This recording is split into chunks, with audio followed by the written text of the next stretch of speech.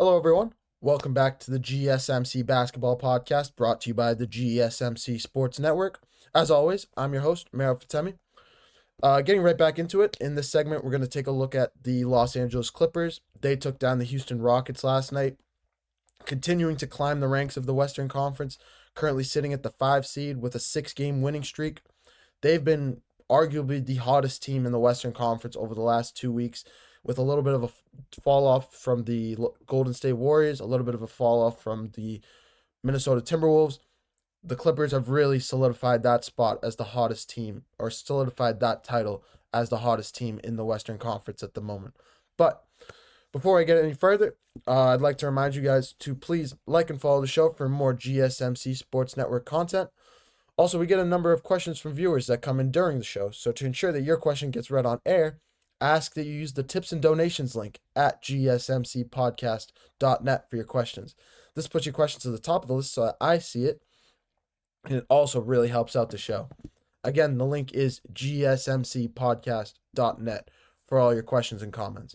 And again, all your questions and comments are greatly appreciated.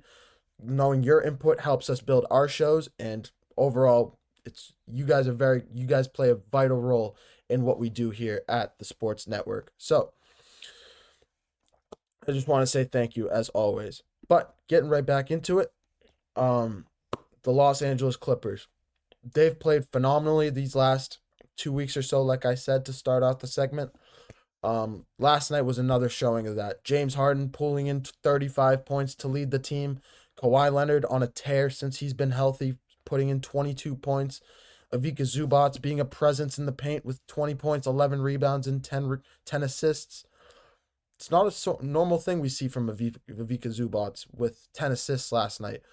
But he's been a presence all year long in the interior, and all credit to him. All credit to Ty Lue, Hall of Fame head coach Ty Lue, who's really schemed up this offense all year round, scheming up, resurrecting James Harden's career, really resurrecting James Harden's career from the times he was in Brooklyn to the times he was in Houston. We haven't really seen James Harden perform like this or long-term overall since he was in Houston.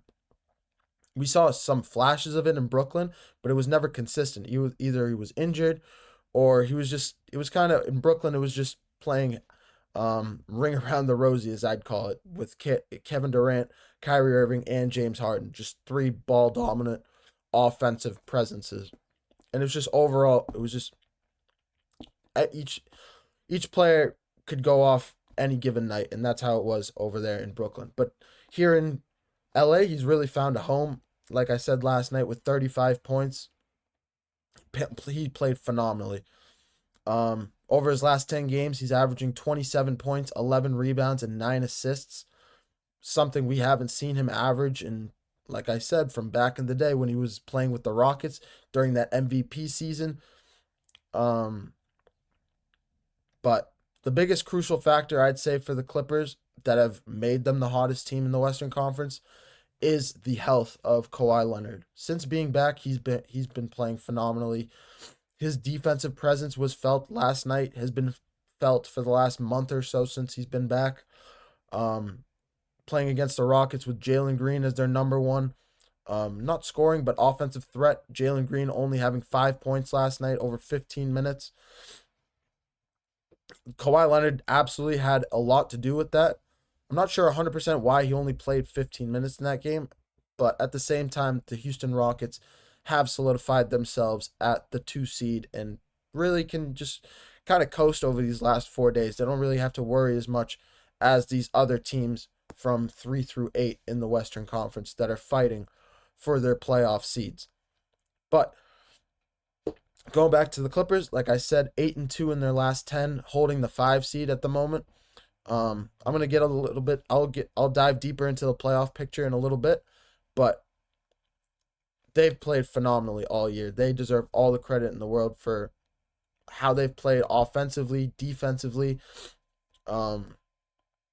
just overall. Since moving to a new stadium or a new arena in LA, they've played. They're 30-11 at home one of the best records in the Western Conference. But Kawhi deserves all the credit for this, I think. Personally, I think for their performance of the LA Clippers.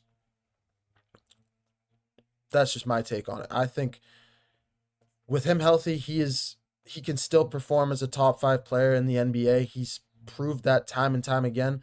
We saw it. We haven't seen it for the last few years because he's been consistently hurt come playoff time. But in the last time we saw him in 2020, when he played against the Nuggets, when he lost to the Nuggets in 7 games, Kawhi was still a force in that series. And it's just been unfortunate that he hasn't been healthy since then.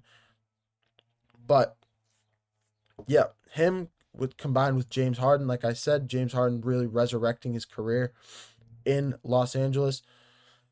Ty Lue deserves all the credit in the world for scheming him into that offense, giving him the right place, putting him in the right position to be successful.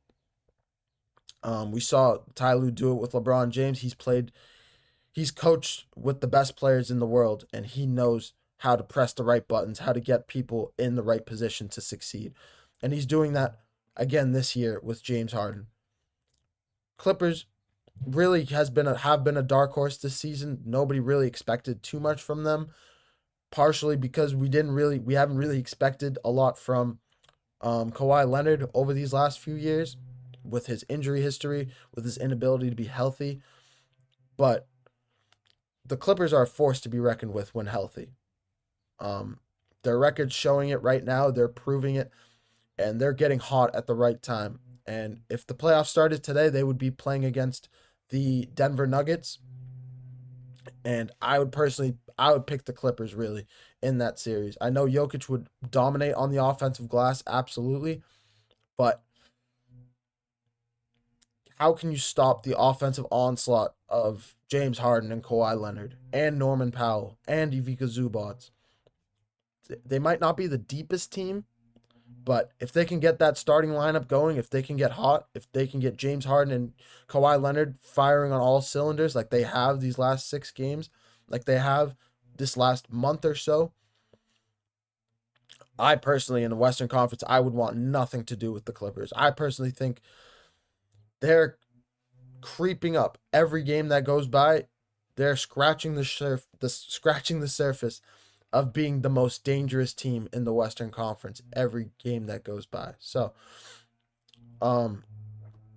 overall, that's just the state of the Clippers at the moment. They finish off the season against the Golden State Warriors and the Sacramento Kings. That Warriors game is going to be crucial because I'll get into it a little bit later, but at the moment, the Clippers, Warriors, Nuggets, and Grizzlies are all tied at 47 and 32 records, or where it was. The Warriors are now 47 and 33. We'll take a look at that in the next segment. But overall, the Clippers have been playing phenomenally this last month and a half, and they're going to be extremely formidable in 2 weeks or so when these NBA playoffs kick off.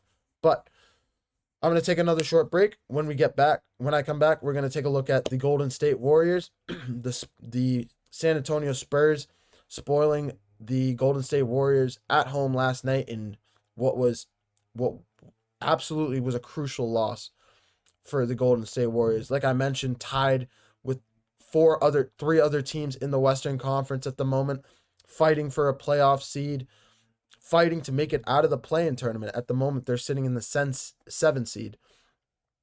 So it's going to be interesting to see how that all plays out. When we come back, we're going to take a look at everything about that, as well as a little bit about the Spurs. I know we haven't talked about too much this season since Victor Wembanyama was announced as out indefinitely for the rest of the season with blood clots. We're going to take a look at them, what they might be looking for in the offseason, and possibly in the draft as well. We're going to take a look at everything about San Antonio Spurs when I come back. I'll be right back, guys.